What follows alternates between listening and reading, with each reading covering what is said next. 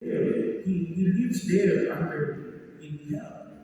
So what he did is he went down and looked searched for his helmet, and at last he found the culprit by the name of Choronson. Choronson. And Choronson, this person or this being that stole the helmet said, "You see, I got this helmet. I did not steal from you. I got it from a fair gain. So if you want to get this back, you have to win it over. You have to challenge me, and you have to win the challenge." But since the Sandman or Morpheus is the one who wants to get his helmet back. So Choronson is to give the details or give the rules. So what was the rule of the game? He said, let's play a game. If we win in this game, you can get your helmet back. So they will think of an animal, and because these are magical people, magical beings, they would personify this animal, and this animal should be strong enough to stomp on the opponent.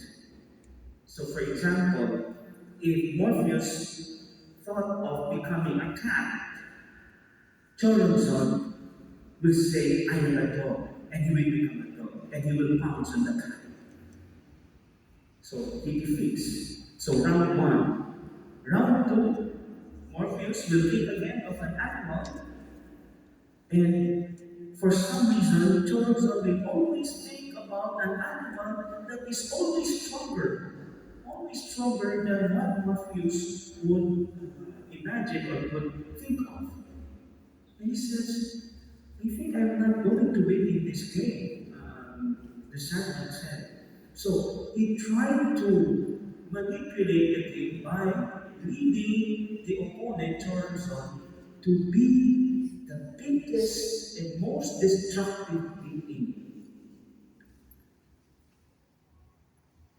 So let me just move up to mine. So after several turns, so he realizes that taking a defensive, he realizes that to be more defensive rather than just trying to oppose the opponent.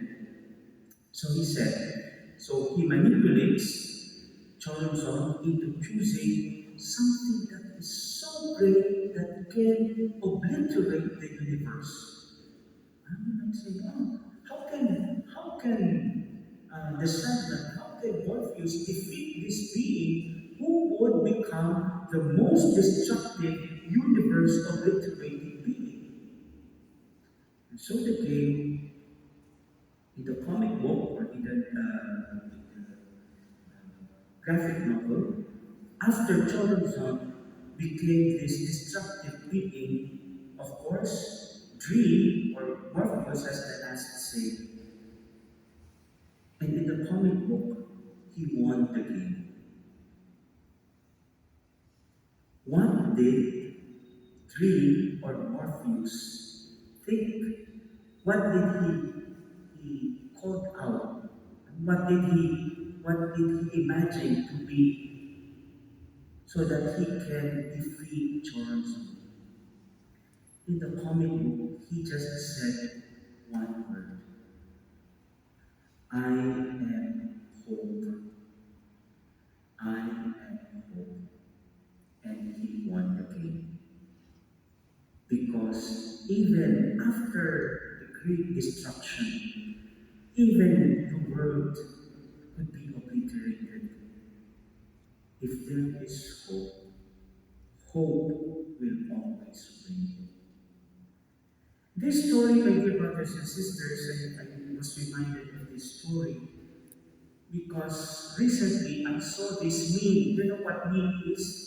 When you go to social media, they post some pictures and they put funny things about the picture. A meme in the social media says, beware.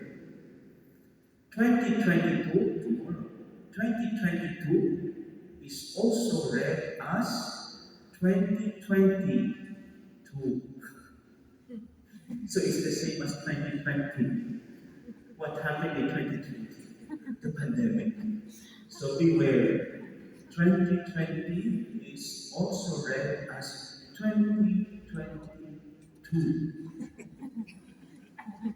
So when I read this, I said, this person perhaps have already lost hope. That 2022 will just be the same. The same people, the same pandemic, the same strange things that happen around us. Wars, political instabilities, and everything. And you see, my dear brothers and sisters, when I saw it, I said, yeah, sometimes it's very tempting to just lose hope and just to go back and be coiled in what we experience and say, there is nothing new under the sun. 2022 will be the same. But our faith tells us that that is not so. Every year is a new year to look forward to with hope. Because as Pope Francis said in one of his talks in 2017, he said, to Christians, the future does have a name. Do you know? The future has a name. And what is the name? He says, and its name is, guess what? Hope. Feeling hopeful does not mean to be optimistically naive and ignore the tragedy humanity is facing. So, hoping does not mean forgetting what has happened. But hope is the virtue of a heart that does not lock itself into darkness, that does not recoil. Just like hope is a virtue that does not only look, what is the English term, navel gazing, just looking at my own navel, but looks outside. A virtue that doesn't dwell in the past, on the past, and does not simply get by in the present. How beautiful word.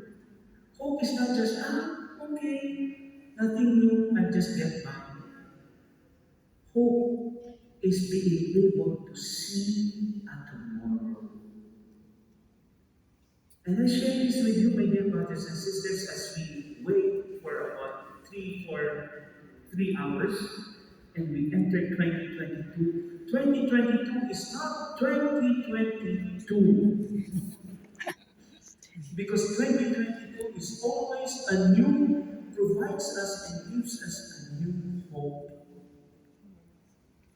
But what is true about the 2022 TOO is that in the past year, we have seen the bravest people who would brave the front lines, helping people, who would offer their lives so that this pandemic would be put into end, into its end.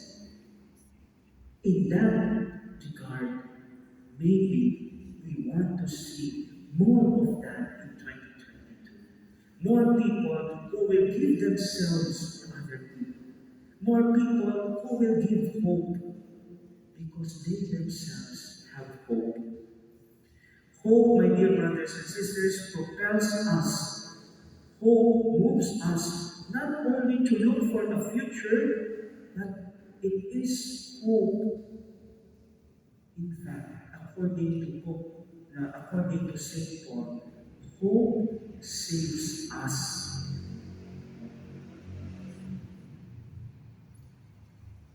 Hope gives us the grace and the ability to see a future. And in fact, not just seeing the future, making the future happen in us, embodying hope. And so, my dear brothers and sisters, in this Mass, we continue to pray for them. That as we welcome 2022, we ask for the grace that we may be filled with hope. But we look back on the events of 2021, acknowledging the pains, acknowledging the sorrows, but also seeing the good in these 2 years that we had. Because indeed, there is good in 2020, 2021, and better in 2022. I would like to end my reflection by sharing with you. Um, there's a Filipina who won a Nobel Peace Prize for journalism. And when she received her medal or her award in Oslo, she ended her speech by showing a t-shirt which shows their motto, by Grappler. Can we go to the slide? And the shirt says, believe there is good in the world. But believing is not just looking at it, but believing means embodying it. Because the good in the world can be you. That's why the shirt shows, believe there is good in the world, but be the good. In the same way, my dear brothers and sisters, believe that there is hope in the world. And by believing and embodying it, we ask for the grace that we may be the hope of this world.